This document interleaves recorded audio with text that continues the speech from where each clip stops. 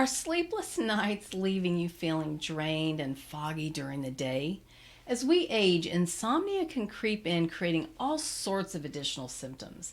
In this video, I'm sharing everything you need to know about insomnia, what it is, the different types, and effective treatments. You can break the cycle of sleeplessness and reclaim those restful nights that may be a distant memory right now. If you're ready to wake up feeling refreshed and vibrant, stick around. I'm Dr. Gayla Gorman. I'm a licensed acupuncturist, naturopath, and author of What's Your Kryptonite? On this channel, I'm here to help you reverse the effects of chronic stress so that you can cruise through midlife symptom-free.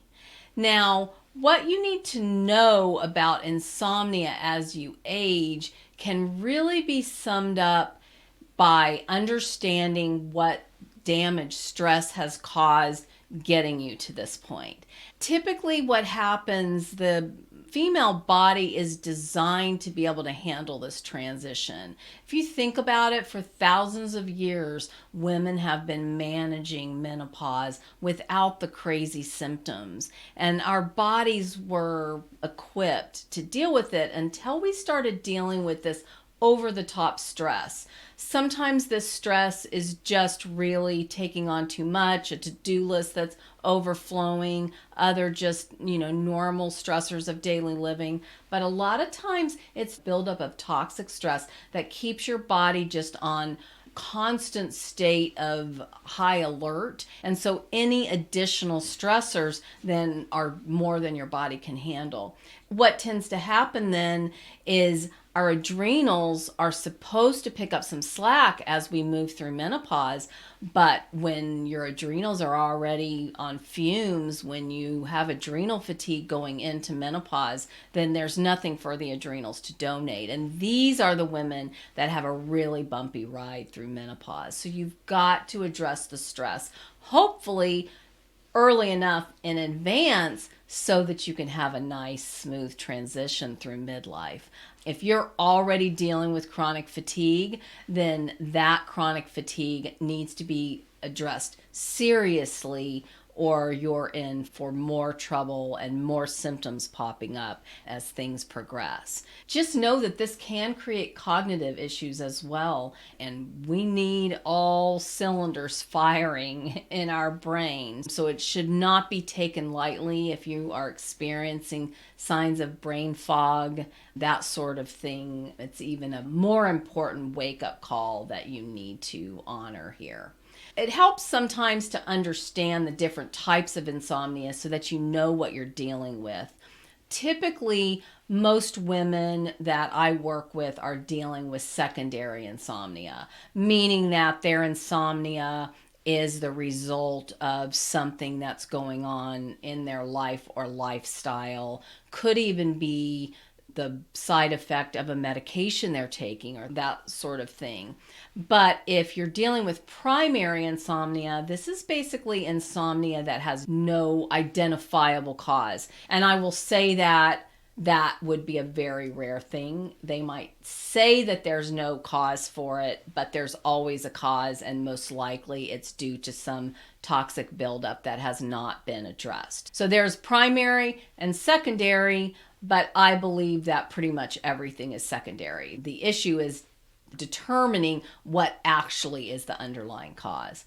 Then there's chronic versus acute. Acute is less of a problem. Acute can be something like, maybe you're dealing with some illness and you're having trouble sleeping. Maybe you had an injury and you're uncomfortable and having difficulty sleeping. Maybe you traveled and you're dealing with jet lag and you've just had a really difficult time getting things to settle back down. So acute situations tend to just happen for a few days, maybe even up to a few weeks, and then things are back to normal. Chronic, on the other hand, is more than a few weeks, months or years of ongoing disturbance that just has not been able to be resolved.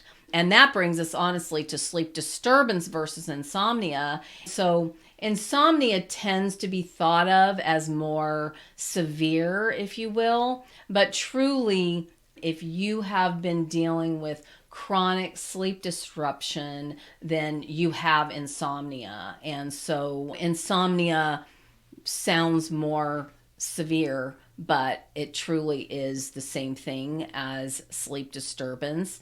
You might think of sleep disturbance as, the dog barking, the baby crying, wind howling outside, that sort of thing. But truly, sleep disturbance can have escalated to insomnia very easily. This is just one of the ways stress disrupts sleep, and disrupted sleep causes stress. It's an example of one of the countless ways stress creates symptoms and other health issues, especially during midlife. I created a video that shows you how to eliminate symptoms naturally, so I'll make sure to link to it below this video, but make sure you hit subscribe too, because I share a lot of tips when it comes to dealing with stress that's become toxic. Relieving the nasty symptoms stress creates makes navigating through midlife a breeze. So what do you do if you have chronic insomnia that really needs some help addressing? Typically, the first thing that happens is you go to your doctor and wants to prescribe some medication. I would caution you not to get that started. That is the last resort, and there's all sorts of long-term issues that just make it not the approach that you want to take.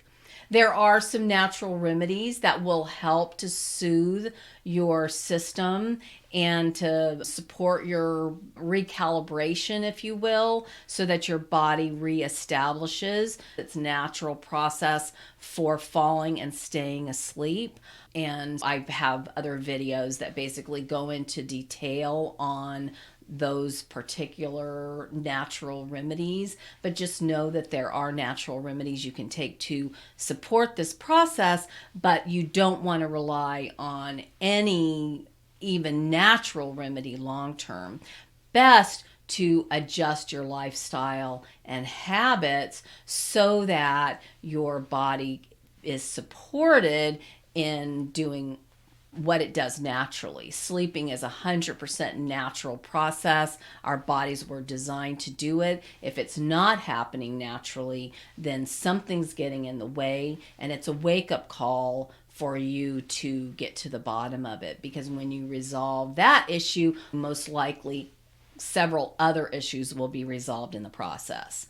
So there are more suggestions that I have to help you manage symptoms in other videos. These symptoms tend to start to accumulate in midlife, and you can find those videos on this channel or on my website. You'll find links in the descriptions. And if your best efforts to live a healthy lifestyle and do all the things you've been led to think are supposed to work aren't getting the job done, you may even be feeling like you take 2 steps forward and 3 back. In my next video, I'll show you how to manage the toxic stress that's sabotaging your efforts. You can eliminate symptoms naturally without medication, crazy diets, intense exercise, or any other unsustainable lifestyle hack.